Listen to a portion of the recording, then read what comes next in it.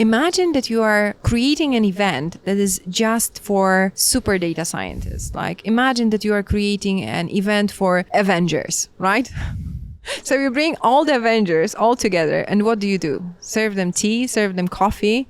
No, you give them problems and challenges of this world to be solved, right? Because you know their powers, you know that they are already amazing data scientists, right? So we couldn't give them a simple competition. So what we decided on is to raise the bar and create 2 competitions for them that they need to solve within 11 hours only.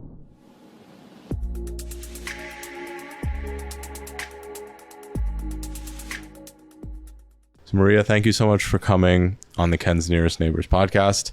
Obviously, you're the host of Kaggle Days here.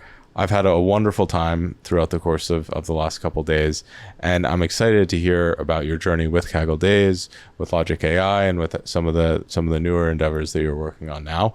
I'm also really excited to hear about what your perspective is on the whole data science ecosystem as well. So thank you so much for coming on the show. Oh, thank you for inviting me. Of course. Thank you, seriously. I've been following your podcast for quite a while, and I was like, when does he plan to invite me? When it will be my turn? Of course, no, I'm kidding. It's like we just decided that we'll do it. No, this is long past overdue. You've been on my radar for a while, but I knew I'd be seeing you now. So it worked out very, very well. So for the listeners who aren't familiar with you, what would you like them to know about yourself? Okay, good. So you already know that my name is Maria. Nailed it. And I come from Europe, and I've been doing Kaggle Days for the last 4 years. This is kind of, we say, my data science baby. And we started doing it together with Kaggle and with Google 4 years ago with a very small, apparently we planned to be small event in person because no one believed it.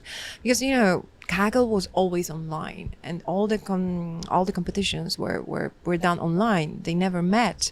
And actually, I talked to many people. They won competitions together, but they never met in person. So I thought, okay, this is the clue. They should be meeting, but no one believed it. And then to first Kaggle Days, 35 countries came. And more than 10 grandmasters, including Giba. I think Giba was first. He was on top of Kaggle ranking in the time. So he also attracted many Kagglers and shown that, you know, they, even though that they are still meeting online and competing online, they want to meet in person because we are people. And it was a great success. And after the second event that we did in Paris, we already knew that there is a potential also from the business standpoint, because companies understood that it can help them in recruiting, it can help them in whatever they wish for, and for example, presenting themselves as data science oriented companies or CSR oriented companies, so supporting absolutely non-profit community. And this is how it started. So we visited later on Tokyo and Beijing and San Francisco and also London, Dubai. Now we are in Barcelona. So yeah, we had a little break for COVID, but now we are back. Well, just this year is really when I started to appreciate how coming together in person is different from the virtual environments that a lot of us do. I mean, in person, there's so much more room to have dialogue and conversation that isn't scripted, that isn't what is expected. And I think the best ideas, the most creativity comes out of those conversations. Just something at the water cooler or when you're getting lunch, those things are not possible in the virtual world. Maybe in theory they could be, but they're less presented, they're less out there. And to me, this event so far has been a perfect example of how people coming together, beautiful things come out of it. I've had some incredible conversations. I've met some incredible people. And I'm just super excited to hopefully get to come back to more of these in the future and get to meet more people and learn more things and have more beautiful experiences like this. We have another event coming in 2 weeks. I know I won't be able to make that one, but it will be in Paris with Louis Vuitton. So I know I'm so jealous.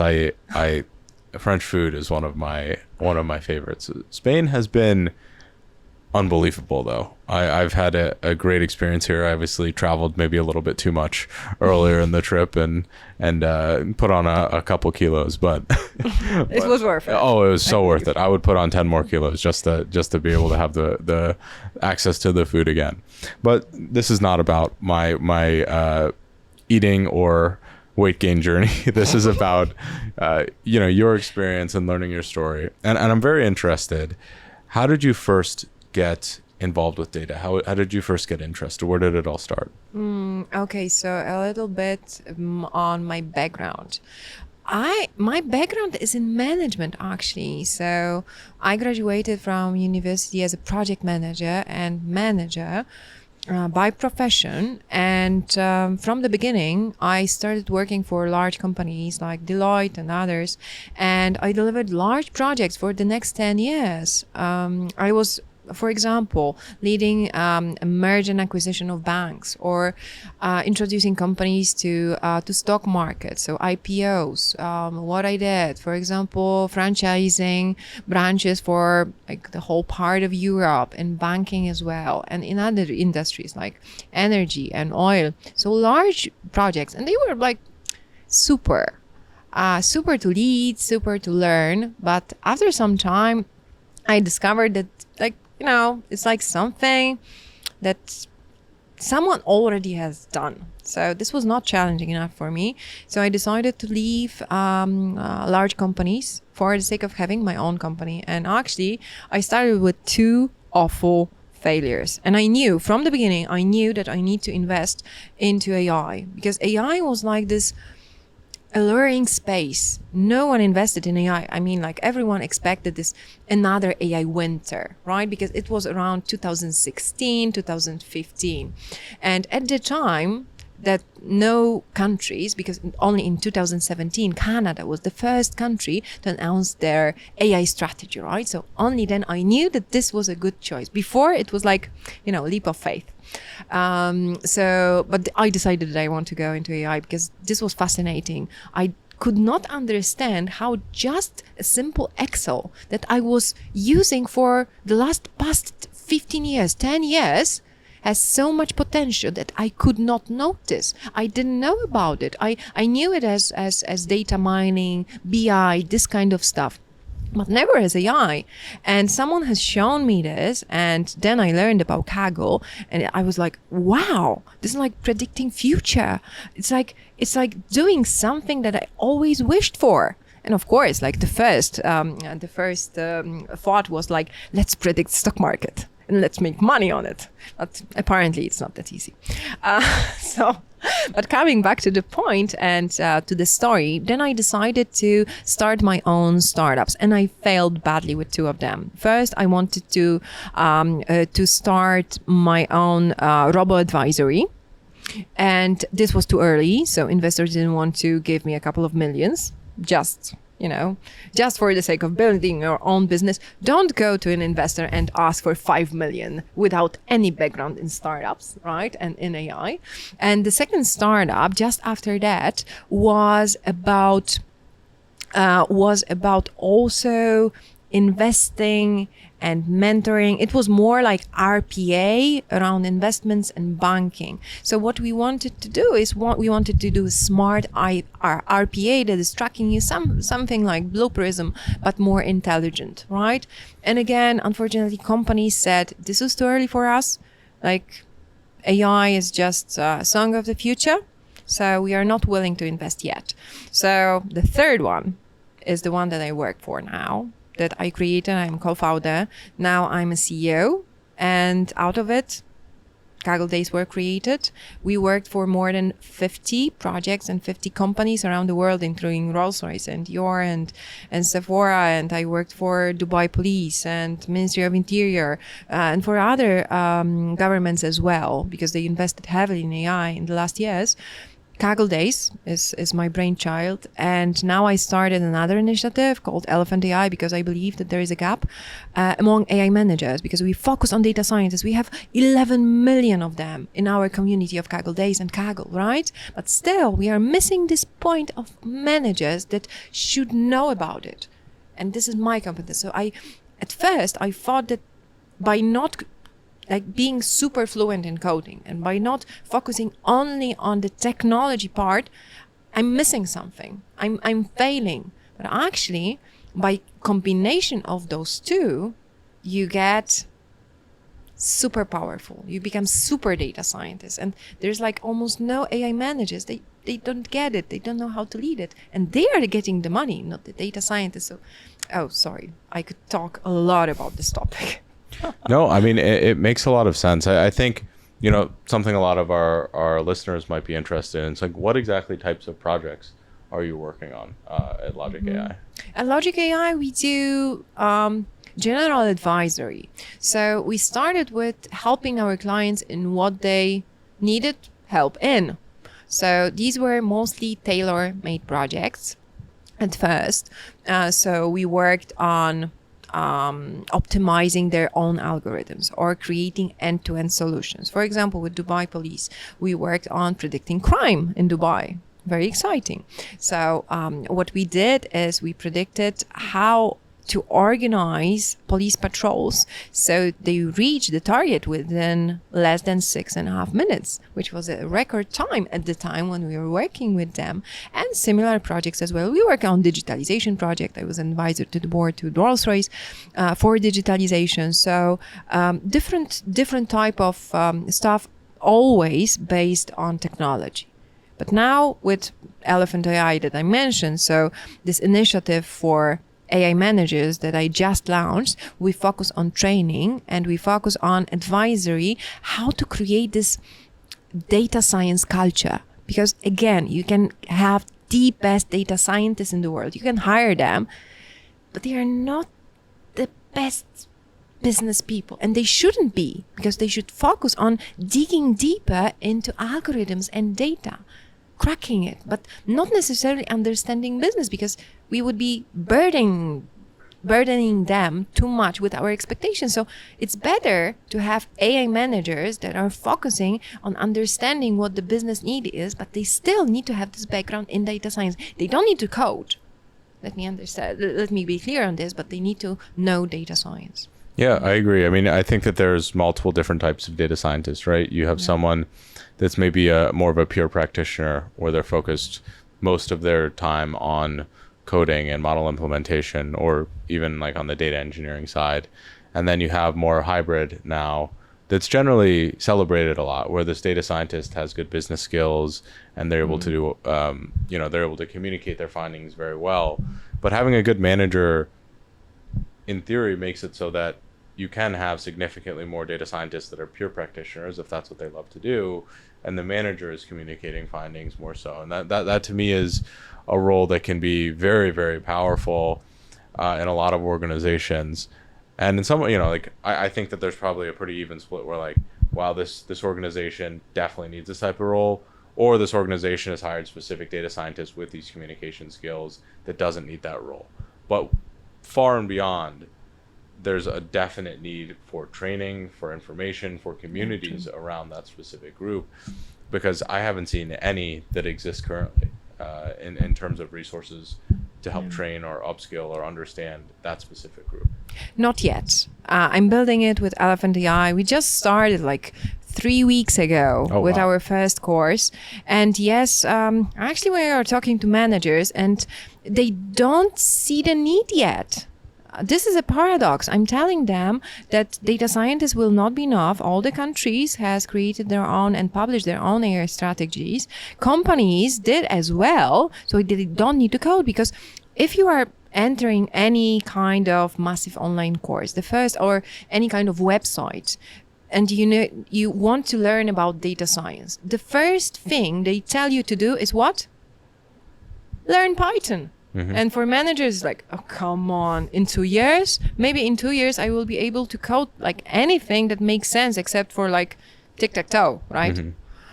So they feel discouraged and they never do it. They don't go into data science. Also, they are being taught by data scientists themselves, who are super excited about algorithms and models and optimizing this stuff and data, which basically for managers is like, okay, tell me about money. Data scientists will tell you about data, not money.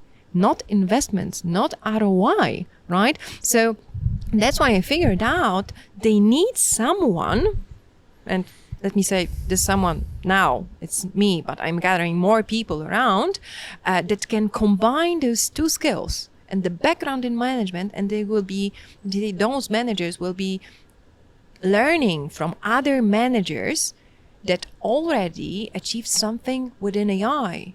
Actually, I started also a podcast. That's why we are not, let me say, overlapping. I interviewed head of AI for Louis Vuitton, for Orange, for Zillow, Huawei, and other large companies, and the list goes on. I want to show that the management is there and it's needed, it's necessary in all the companies, and there is no curriculums for this on university. So I believe that right now we are paying like a lot of money for data scientists. We are forgetting about managers. That's why the rate of failed projects in AI right now is like between 60 to 80%. The projects, they're not being implemented, never ever, or business refuses to use them. So it's a failure. So we are investing heavy money and 60% of it, at least, we are throwing out. Yeah. Makes no sense to me. Yeah. Well, I think one of the biggest challenges is that great individual contributors don't necessarily make great managers. And a lot of companies, they generally promote individual contributors. And unfortunately, in the data science domain, there's only a certain, like basically 3 levels you can go up. It's like a normal data scientist, or maybe you have a junior, you have a senior, and then you have lead. And then what's above that, right? And then leading people, managing people, as you said, is not, it's a very different skill set than being a great data scientist or individual contributor. And honestly, the best managers that I've seen now, I personally believe they have been data scientists, but they do have that really good communication skills. And it's weird. I mean, data scientists I've seen come in from, for example, consulting. They're consultants, they become data scientists. I'm not biased that I am one of these. And then they go back to managing. They've already accumulated some of those management skills, and they're able to have that hybrid role. There is such a need both directions, as you've described, for training for data scientists to have management skills and managers to understand data science skills. And I think either of those groups can meet in the middle and become very effective at that role. But I love the mission, because to me that is one of these communities that is not thought of enough. Like, you think of the celebrities, you don't think of, sometimes you think of the coaches, right? Like if you're in an athletic scenario, right? But you don't think of like the general manager of a team when you think about the team winning.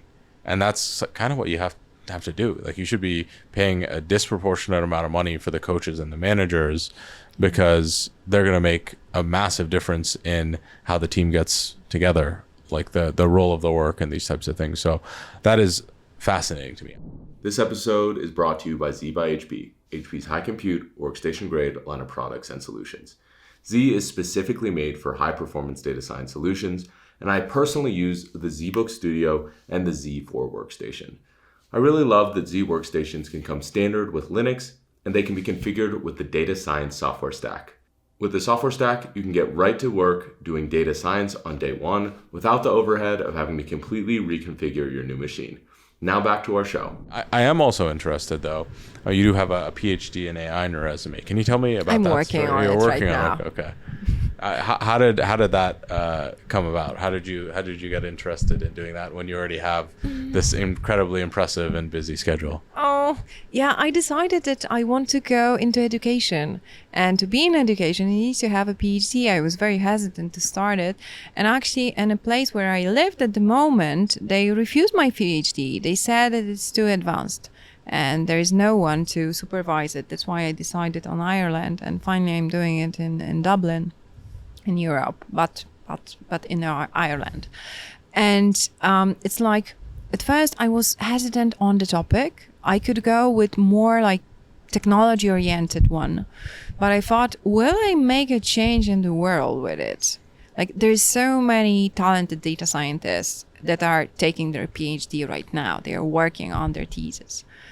So I decided, okay, so what if I focus on something that I deeply care about? I mean, generating more people in AI. And And I got this report stating that hundreds of millions of people need to be trained towards data, but no one knows how. So I figured out, okay, we have Kaggle Days, right? 11 million people already. And this is the community that actually helps people learn data science. So if we create similar communities across the globe for any kind of data related stuff, it could help out people that have not afford to go for formal education. They don't have time for this. They could do it online. So maybe we'll copy and take the best practices from Kaggle community into other communities. So the topic is how to train basically 400 million people around the globe efficiently, fast, and without necessity to spend a lot of money. So I decided, okay, maybe this will not be that sexy. I will not probably be able to send my PhD or my paper to NeurIPS because they will say it's not technical enough. But actually, I don't care. I believe that my insights might help the world, actually, and might make a bigger impact than potentially me doing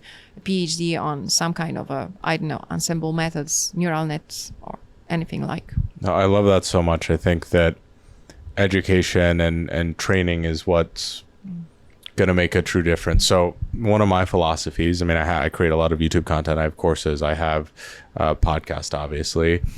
And I realized a while ago that as a practitioner, I don't think that there's anything that I will do that will truly make like a difference in the world. No model that I build is going to have an outsized effect on the benefit of humanity. On the other hand, if someone that listens to my content or watches a video gets inspired or is helped on their journey that I've created, that person who's earlier in their career is probably a lot smarter than I am. They have the chance to create something, a model, or be a part of something that truly does have an impact in the world. And so if I'm producing education, the next generation, the next person in line, they have that ability to potentially do that. And that means a lot more to me. I feel like that I have that potential to do that in that way with a lot more scale rather than myself sitting behind a computer and working and building something out.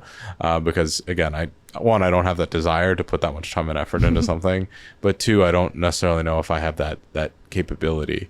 And that is the power of education. It scales, it allows the next person to come in and use the skills or the knowledge or the inspiration that they get from the things that we're creating to create the next beautiful and big thing in this world of data science, machine learning, and AI. Beautifully said. Thank you. Thank you. I've been thinking about that one for a while, so it wasn't just off the top of my head. But, something that obviously we mentioned, we are at the Kaggle Days World Championship. Yeah. Can you tell me a little bit about what this event means to you, and also a little bit about what was there anything that has surprised you about this event so far? Yes, and yes, and yes.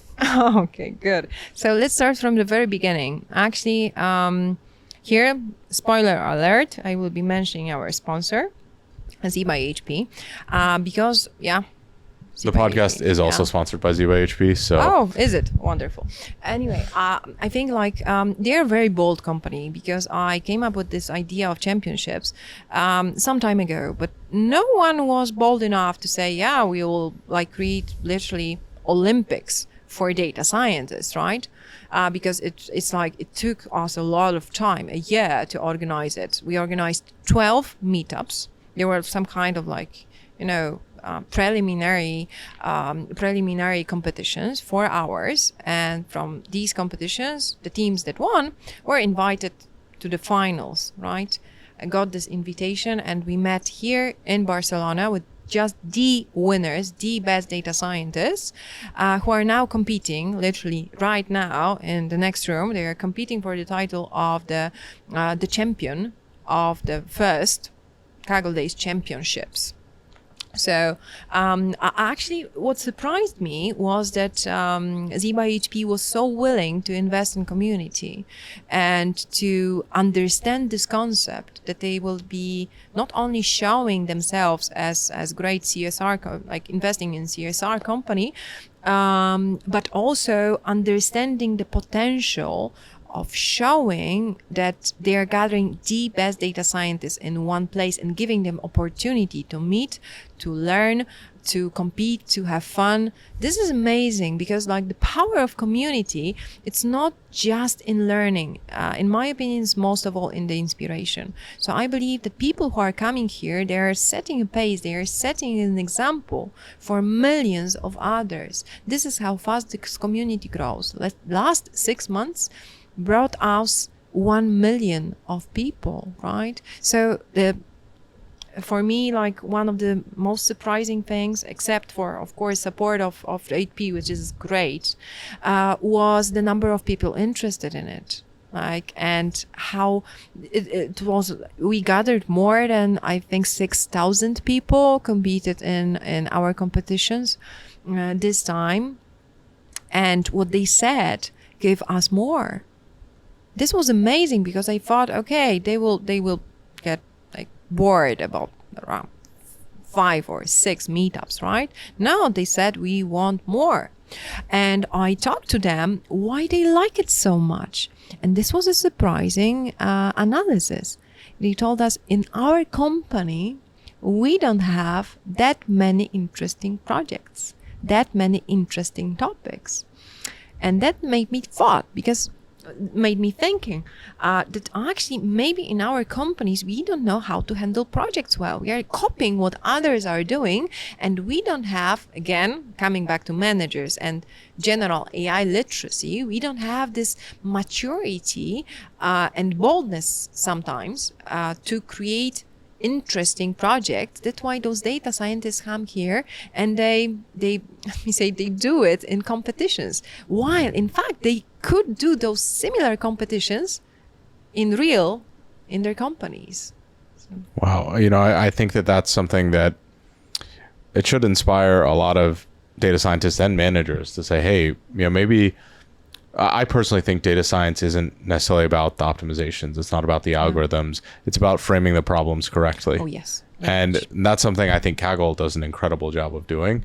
And I also think that from seeing a lot of Kaggle competitions, you'd hope that data scientists and managers would start to understand what makes a good problem and how to frame it. And I think that that's like a very interesting curriculum and a very good resource for not just data scientists, but those managers as well, to start framing those problems better in their own organizations. Something at this event that's been very surprising and impressive to me is the international element of the community. I mean, there's so many different people from so many places here competing, and the cool thing is the unifying language is data. So people are speaking Japanese, Korean, Hindi, French, Spanish, English, obviously, and that to me is something I never thought I would have been a part of. I mean, the idea that data and innovation in AI and machine learning is truly an international group project, that is inspiring on so many levels to me, because I haven't seen the world that united recently, right? And everyone here is working together to tackle common problems and challenges, and it's quite a beautiful thing. Yeah, it is, especially when we are growing in numbers, because it's like when we started, it was less than 300,000 people. It didn't impress anyone then, but 11 million will impress anyone. And actually, people keep asking me, how can I join? If there's like so many people, first of all, they will be speaking my language, because we are all over the world, in any country that you can name. And it inspires and actually brings people together, as I said, like a magnet. So, and if I know that in my country there is like this local community, plus it's like international community, because maybe I would like to move to another country, I don't know, for my career, right? And there is 11 million, and we are now the largest community of data scientists in the world. It's like, it's obvious I want to be there. So if I want to start my career in data science, or I want to continue it, I should be a part of this community. So now that's why it's like we are on this curve. like a hockey stick, right? That's why the growth is so fast right now, because everyone, no wonder, joins the community of Kaggle because they want to learn, but people want to be together. They want to inspire themselves. They want to be in a group. And the group was verified by this 11 million. So I think we'll grow to easily in the next couple of years, 20 or even more millions. So wow. yeah. You know, the language of data. The language of data, the growth is so beautiful to see from my perspective. And I'm just so happy and grateful to be a part of these communities. Obviously, I didn't qualify, but I got to be here and I got to spend time with everyone and learn about everyone. And for me, I'm very motivated. I'll probably start doing a little bit more Kaggle in the next upcoming year, because there's also a competitive side to me and I wonder where I would stack up. So there's always that fun element as well. You know, is there anything about this event that, well, I should rephrase that. Where do you see these events going in the future? I mean, obviously this is the first. I would imagine you're expecting a second and a third Kaggle Days World Championship. But what would you like to see, like aspirationally, happen to these events as they continue to grow? Oh gosh, it's a cool question. I like it. It's a bit challenging. Of course, we want this championships to be an annual event, and we believe that more sponsors, just like Z by HP, will see a potential in it, right? So we want it to be annual. So again, 12 meetups should be online because we want everyone to join, and the finals should be in person, if COVID allows, of course. But the future, you see, I believe that the future is in asking community what the community wants. I think that we should be very humble. I, with my opinion, can tell you what I wish for the community as being a part of it. But I'm not the manager of the community. I'm not the leader. I'm not the host, right? I'm not the guru. I'm a part of the community and I help to grow the community. But I cannot switch the places. I cannot become the leader of it because it's not about me. It's about the community, right? So actually my plan and my biggest wish is so the community can speak out loud what they want. Because I have no idea what beginners, and majority of our communities, let me say, beginners, right, in data science. Even though we see grandmasters on the stage, the majority is 90% of our community are at the beginning, like first years of the data science. So we need to ask them what they want. And this is how the community should grow. Because otherwise the community is being, let me say, managed by us towards the goal that we have in our head. And we don't know what's best for them, for the community. So my biggest wish is that this community stays the strongest and the largest because it starts to manage itself and starts to has its own, let me say, community brain and starts to speak, gets its voice. I love that. Yeah. And so, one question I have, especially when growing a community like that, so you have a lot of newer people to the community, and you also have people who are masters and Kaggle grandmasters and have been around a long time. How do you balance the needs of both of those groups? So I think grandmasters might be looking for some things that are different than newer contributors, novices, experts even. How do you get feedback from both groups and also evaluate it fairly so it's becoming an overall better place rather than a better place for just one group or the other?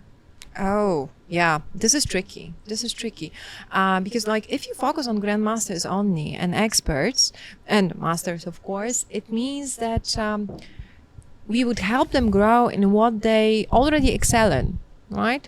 And yes, let me be clear on this. They need job opportunities. They need extra growth. They need the best and most interesting competitions to practice. But the group that is aspiring group is more important to me for now because I want to see more grandmasters, more masters, and more experts. So we need to take those people, we need to help them somehow to grow and to excel, right? And for them, seeing, for example, grandmasters as role models is great. But also our events especially this Kaggle Days championships with Z by HP, what we did is the meetups that we created were open to anyone, also to beginners. And actually beginners told us, we know that we will not probably win, will not qualify for the final, but still the competition was done in such a way that even for beginners it was accessible, right? And we had mentors supporting them online if they would like to try out their capabilities already. And this is quite tricky because like you need to balance it. That's why we started different stuff. Kaggle Days at first were more for experts, at least people who could code fluently, right? And they had at least 2 years experience in data science. But in time, we started doing additional activities like meetups across the globe. And we knew that to those meetups, fully free of charge, anyone could join. So the content should vary. It's not just the advanced stuff, also stuff for beginners, and we'll definitely continue this. I will not mention the name of the sponsors that we are talking to right now, but they want to focus on beginners as well because they can see the potential, because the beginner will become an expert in some time. And I believe that the power of the community is to combine and connect those people. Right? So it's not like layers that you advance and then what else? Like, I don't know, like you go even more to the top. It's like connect those people on the top with people on the bottom. This is a tricky part, and this is what we do through Kaggle Days. And I know that Kaggle is also doing it through mentorship program. So they are connecting people who are already long enough in the community and have a lot of experience, and they connect them with beginners. And this is how this community should be a whole, we say, environment. I would like to say closed environment. Maybe let's call it complete environment, but not closed one, because anyone can join. Amazing. You know, I realize I don't think we necessarily defined Kaggle Days and how that's different from a normal competition. Do you mind just articulating that real quickly? Oh, yeah, sure. So the standard Kaggle competition takes usually around 3 months to complete. You download the data. It's fully online. You don't meet anyone in person, and you compete in teams. The teams can be basically as large as you want. You upload your solution. You have some limit in terms of submissions, and then after 3 months, the winner is being announced. 3 months, it's good enough to build a very strong model, to optimize it, to test it, to use a lot of sources, and actually to also create alliances, right, between teams. What Kaggle Days is doing is doing it in shorter timing, because we have just an event. Right? So during the first day, usually of our events, we have like the learning part. So grandmasters come, they share their insights, their experience. And on the second day, we have a competition that is shorter. So meaning 11 hours. Now we are coding for 11 hours. We are solving a specially prepared competition. You need to do it fast. So it's like if Kaggle is more like a marathon, we are a sprint. Right? And it's super fun. But on Kaggle, you can win an actual money. You can even win up to $1 million. We had competitions like this. And in Kaggle Days, we don't have like money prizes, but you can learn, you can practice, and of course, you get the title. And you are being praised by others, and then you become the winning team of, for example, Kaggle Days. And of course, you get invited to the World Championship as well. Is it clear? Yes. If not, just... No, that was perfect. No, that makes a ton of sense. You know, something that I thought was really impressive was this year, I think it was the grants for the winners of the individual competitions, or the qualifiers for the World Championships that ZBHP was able to fund, which I think is really incredible. It was cool. It was the first company to do it. That's actually so cool. Community is super grateful for this, because for the first time, ZBHP set aside some kind of a budget to flew in everyone that applied to this fund and got it, because some of those people, they're great data scientists, but still they could not afford coming here in person. So yeah, amazing. In the name of community, thank you so much. So something that happened this year, which I thought was really cool, was there was a special surprise associated with the data set or the data sets in this competition. Can you explain what that is and a little bit of the story behind it? Oh, yeah, cool. Actually, if you imagine that you are creating an event that is just for super data scientists, like imagine that you are creating an event for Avengers, right? So you bring all the Avengers all together, and what do? Serve them tea, serve them coffee? No, you give them problems and challenges of this world to be solved, right? Because you know their powers, you know that they are already like amazing data scientists, right? So we couldn't give them a simple potentially, but simple one competition. So what we decided on is to raise the bar and create 2 competitions for them that they need to solve within 11 hours only. And I can guarantee you that each of those competitions will easily take them at least 12 hours. So now they need to also come up with a strategy. So we are expecting that the teams that got here, right, that got admitted, so they are already masters, champions, winners, they need also to be good strategists, and they need to be good team members. They need to work as a team. So they need to also come up with a strategy how to win, not only how to solve one competition, but how to solve 2 and still excel in both of them. And only this will guarantee them win. I thought it was cool. So for those that don't quite understand the whole situation, so you get awarded points for how well you do in each competition. Yes. So first place, I think, is 100 points. Yes. Second place is 80. Is that correct? Is it a linear? I think it's like, no, it's not. Okay, it's not It's linear. not. It's like one of these. Yeah, Okay, cool. a bit. Perfect. So even better, you get more points, and if you win one competition, one side does not guarantee you the win.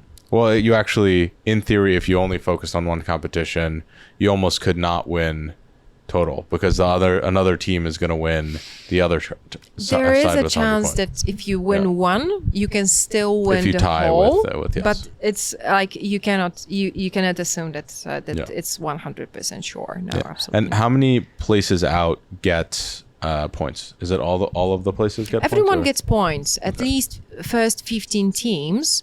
But of course, first 3 teams are the ones that we are looking for. So we are looking for best 3 data science teams in the world, and they become champions. Of course, the first team becomes the ultimate champion of the first Kaggle Days World Championships. Amazing. I really do like that twist. I think it switches it up. You're right. It does work on their critical thinking and strategy skills, maybe some game theory as well. Yeah, they shouldn't spend too much time analyzing that. I don't think they need to focus. That's why we told them this yesterday before the competition started.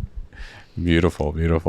I think that those are all the questions I had. I'm super excited about this event. I'm super excited. I got to talk to you about LogicAI, Kaggle Days, and I think it was ElephantAI. ElephantAI. Yeah, because we are sharing our profit with organizations that are saving endangered species with the usage of AI.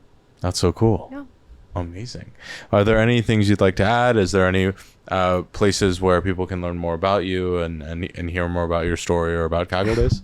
Yeah, of course, like visit Kaggle Days and join Kaggle. This is absolutely free of charge. Our community is for you everywhere, anywhere, anytime. There are people waiting for you to help you in your career, absolutely for free. So at any point that you are in your career, if you are, for example, at the beginning, it's good. 1 year, good. 10 years, even better, because you can share your experience with others. Just check me out. You can follow me, for example, on LinkedIn. I publish a lot of materials. You can check out the ElephantAI if you're mostly interested in AI management, right? But I'm there. I'm right there, and this is not only me. Just think about Kaggle Days community, not only Maria, of course, I'm here to support you, but think about community, how large it is and how fast it will grow in the future. And yeah. Amazing. What else? No, that was perfect. Okay. If you had any final thoughts No, as well. I'm not very good at marketing. I don't know what to say, like go Kaggle or I don't know, go Kaggling or try it out today. I just want to say like the area and the world of data is so vast that if you are still thinking whether data science in any way is for you, in any option, I believe it is. Because wherever you are right now, data will be in a couple of years. It's just a matter of time. So I suggest start ASAP. Seriously, because like it's like I always say that it's like a train.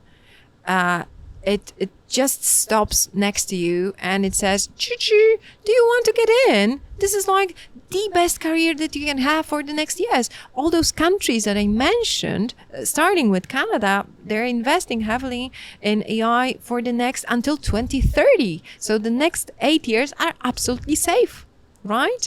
And if you don't want to get into this train, it's like it will pass you. It will go. Maybe it will come back in 2 years, but why waste this time? AI will be everywhere in all the possible areas of our lives, in all the industries. So if you are hesitant and you are listening to Ken's podcast, maybe for the first time, or you are not still convinced, just get in, because it will guarantee you the future absolute wonderful career. Amazing. Maria, thank you so much. This was awesome. I'm really glad I got to learn about you, learn more about Kaggle Days. Thank you for the invitation. Absolutely amazing. Thank you so much.